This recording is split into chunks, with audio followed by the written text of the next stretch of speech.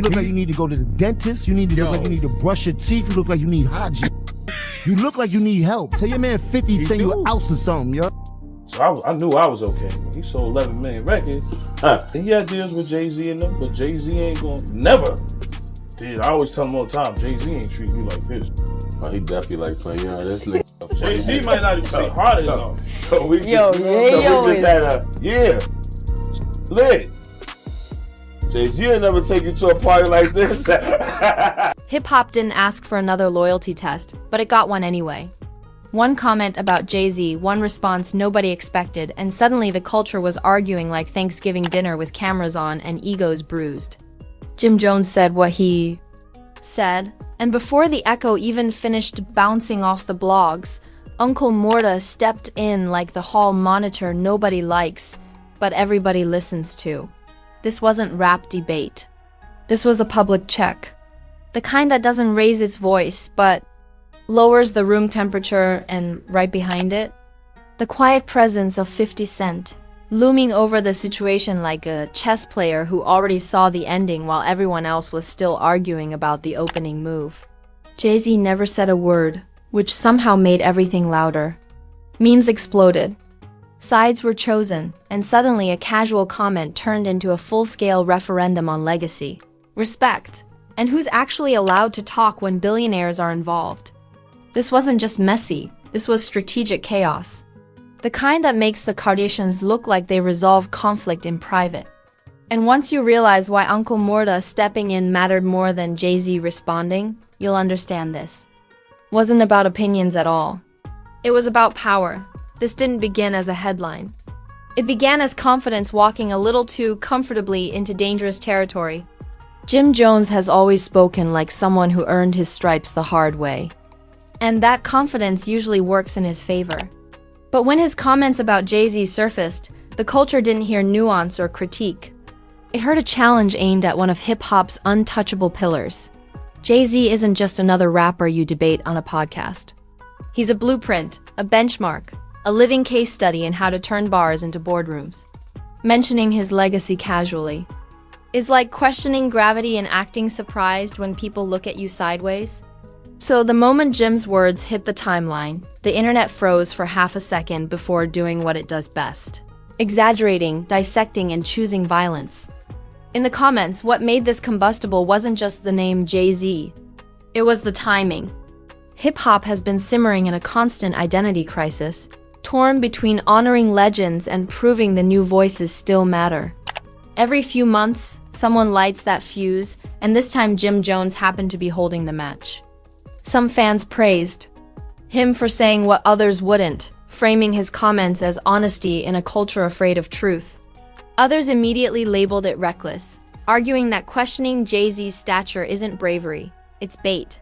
The debate was heating up fast, but before it could mature into anything resembling balance, the conversation swerved sharply. Because instead of Jay-Z responding or 50 Cent jumping in with one of his trademark smirking captions, Uncle Murda stepped forward, and that move changed everything. Uncle Murda didn't enter the conversation like a commentator. He entered it like enforcement. There was no attempt to soften the message or dress it up as friendly disagreement. His words didn't sound like opinion, they sounded like instruction. The tone alone told people this wasn't entertainment anymore. This was about boundaries.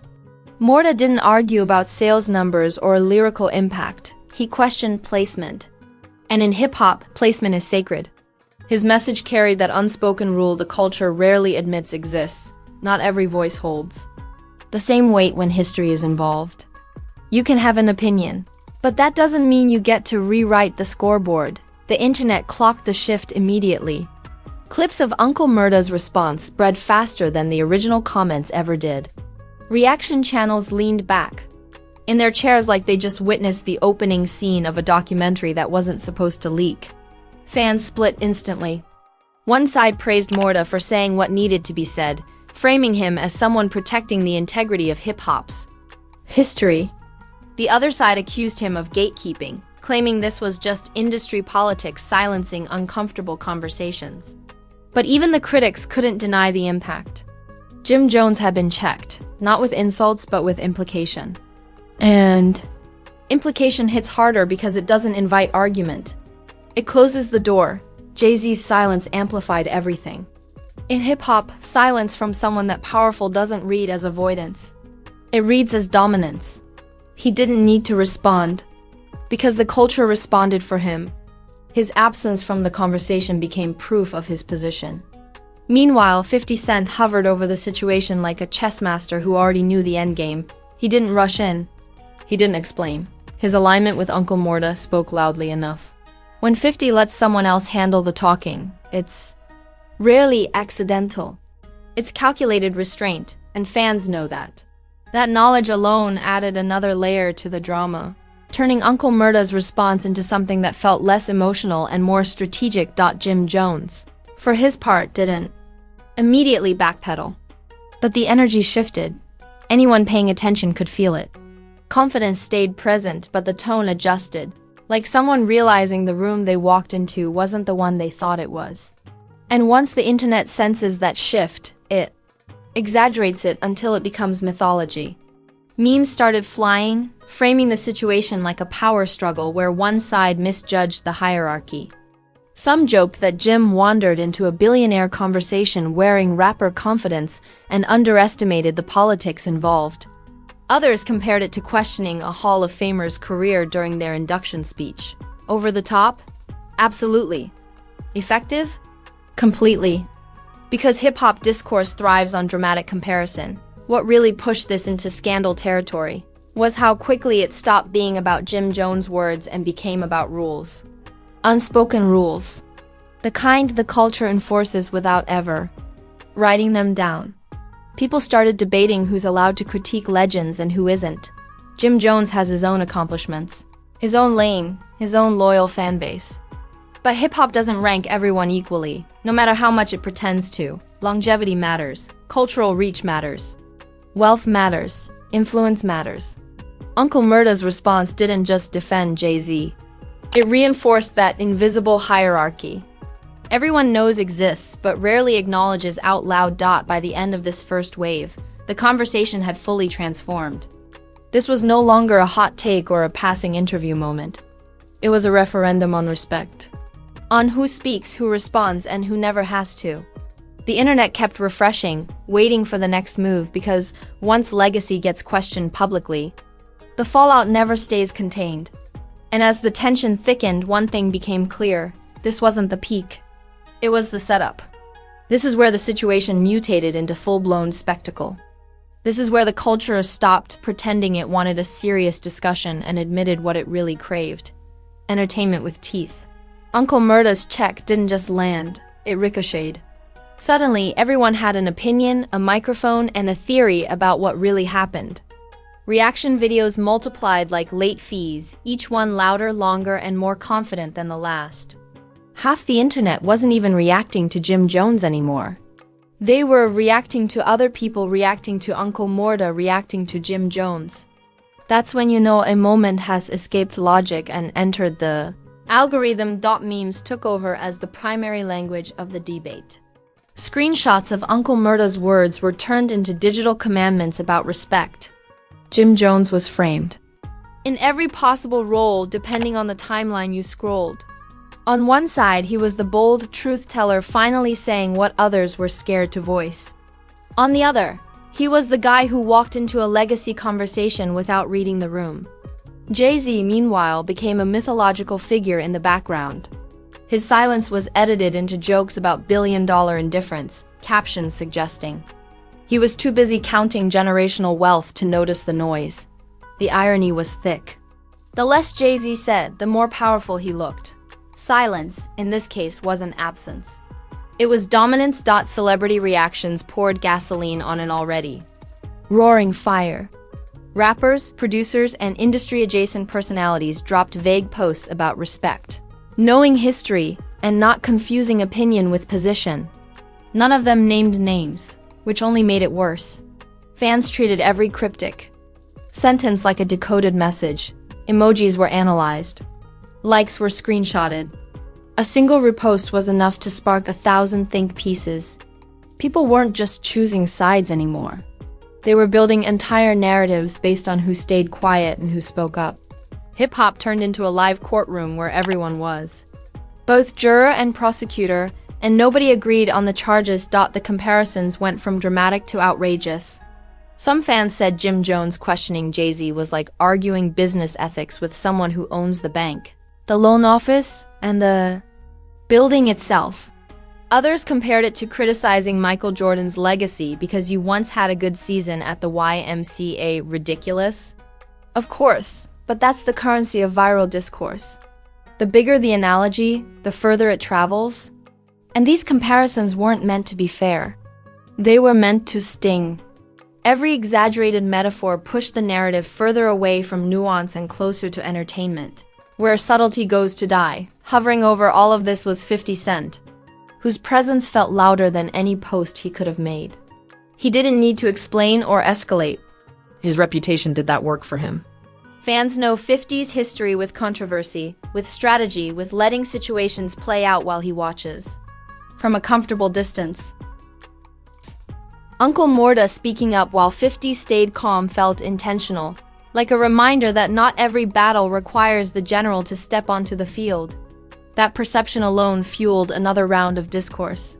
Some praised the restraint, calling it chess. Others accused it of manipulation, saying 50 let the culture dogpile while keeping his hands clean. Either way, the result was the same. The spotlight stayed fixed exactly where it needed to be. Jim Jones' every move during this phase was scrutinized under a microscope. Statements that would normally pass without notice were suddenly treated like coded messages. Confidence was labeled defiance. Silence was interpreted as retreat. Even humor was framed as damage control. There was no neutral ground left. Once the internet decides a story needs escalation, every action becomes evidence of something, even when it contradicts. The last piece of evidence. Old interviews resurfaced, not to add context but to support whichever narrative someone already believed. Clips were stitched together like a highlight reel of selective memory. The past was dragged into the present to justify outrage that didn't need much justification to begin with. The debate also started bleeding into bigger questions about hip-hop culture itself. People argued about whether legends should be immune from criticism or if success automatically shields artists from honest evaluation. Others pushed back, saying critique is valid but disrespect is not, and there's a difference between questioning art and questioning worth. These arguments weren't new, but the names involved gave them fresh intensity. Jay-Z became the symbol of untouchable legacy. Jim Jones became the symbol of outspoken defiance. Uncle Murda became the symbol of enforcement. And 50 Cent remained the quiet architect, letting the structure reveal itself without saying a word. As this phase peaked, it became clear the situation had outgrown its origin. This wasn't about one comment, one response, or even one artist anymore. It was about power dynamics playing out in public, about how quickly opinion turns into judgment when hierarchy feels threatened. Every scroll felt like a cliffhanger. Every pause felt intentional. And everyone knew the fallout was coming, even if nobody could agree on what shape it would take.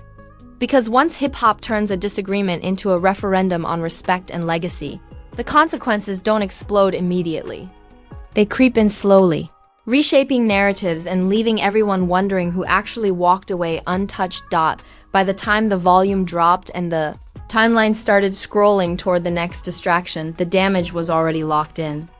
Not the dramatic, career-ending kind that comes with sirens and apologies, but the quieter kind that permanently alters how names are spoken in rooms that matter.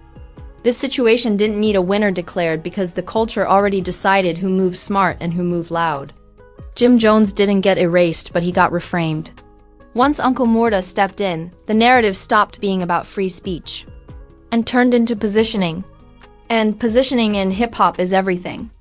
You can survive being controversial, but surviving being reclassified is much harder. For Jim Jones, the aftermath came with a new lens attached to everything he said. Every future comment was no longer just an opinion. It was measured against this moment. Confidence started sounding like provocation. Honesty began reading like challenge. Even when he spoke on unrelated topics, the echo followed him. That's the cost of questioning a legacy that the culture treats like a cornerstone.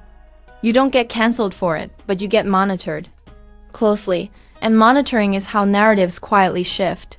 Jim didn't lose his voice, but the room got colder when he spoke. That's not punishment. That's recalibration. Uncle Murda, on the other hand, walked away with a different kind of weight. To supporters, he became the embodiment of say less, mean more. The guy who didn't need a long rant or lyrical breakdown to make his point. He didn't just defend Jay-Z, he defended a structure. Critics accused him of gatekeeping, but even they admitted his words landed clean. He didn't sound emotional or insecure. He sounded certain. And certainty carries authority, especially in a culture where everyone is constantly trying to sound sure of themselves. That moment elevated Murda's presence from affiliate to enforcer in the public imagination. Hovering above all of it was 50 Cent, whose influence somehow grew without him saying much at all. His alignment with Uncle Murda was enough. In hip-hop, proximity to power often speaks louder than declarations. Fans read the situation like a case study in restraint. 50 didn't need to jump in because the response already reflected his stance. That reinforced his reputation as someone who understands timing better than most. He didn't chase the moment. He let the moment orbit him. And that's a flex you can't fake. Jay-Z's silence remained the most effective move of the entire saga. Not because it was strategic in a flashy way, but because it was inevitable. Billionaires don't clap back. They let the noise burn itself out. The fact that an entire cultural debate unfolded around his name without his participation only strengthened his position. He didn't need to correct anyone. He didn't need to defend anything. His absence became the proof. In a strange way, the controversy reminded everyone why Jay-Z occupies the space he does. You don't respond when the throne isn't actually under threat. The culture itself took a hit too, even if it didn't realize it immediately. This moment exposed the contradiction at the heart of hip-hop discourse. Everyone claims to value truth, but not everyone values where that truth comes from. People say legends should be questioned, but react sharply when those questions feel like disrespect. This situation forced that tension into the open. It showed how quickly conversation turns into enforcement when hierarchy feels challenged. And it revealed how unspoken rules still govern a genre that prides itself on rebellion. As weeks passed, the situation settled into reference status, not trending anymore, but remembered. The kind of moment that gets brought up later as context, as comparison, as warning. Every future legacy debate would quietly carry this example in its back pocket. Because stories like this don't end with statements or apologies, they end by changing how people move, who they speak on, how loudly, and with what awareness of the invisible lines drawn long before the comment ever left their mouth. In the end, this wasn't about who was right or wrong. It was about power being demonstrated without announcement, about alliances being shown without press releases, about respect being enforced without shouting. The culture watched it happen in real time, argued about it for weeks, then moved on. Like it always does, but the lesson stayed. In hip-hop, you're free to talk. Just know who you're talking about, who's standing behind them, and who never has to respond at all. So now that you've seen how one comment turned into a full-scale power check, let's get real. Did Jim Jones speak his truth, or did he wander into a legacy conversation without a hall pass? Was Uncle Murda out of line, or did he say what the culture was thinking but didn't want to say out loud? And where does 50 Cent really fit into this silent mastermind or strategic bystander letting the pieces move themselves? Drop your take in the comments, because hip-hop doesn't run on silence. It runs on opinions, and everybody's got one whether they admit it or not. If this breakdown had you glued to the screen, smash that like button like it owes you money. And just try to duck the bill. Subscribe right now if you want commentary that doesn't tiptoe around the truth or recycle safe headlines. This channel breaks down the power plays, the unspoken rules, and the behind-the-scenes politics that shape the culture long before the blogs catch up. And trust me, the drama never takes a day off. Every week there's another comment, another clash, another moment that turns the internet upside down. And we're always locked in when it happens. Hit that notification bell, stay tapped in, and Keep your antennas up, because the next controversy is already loading while everyone's still arguing about the last one. Same energy, same honesty, same chaos. This is where the culture gets dissected, the ego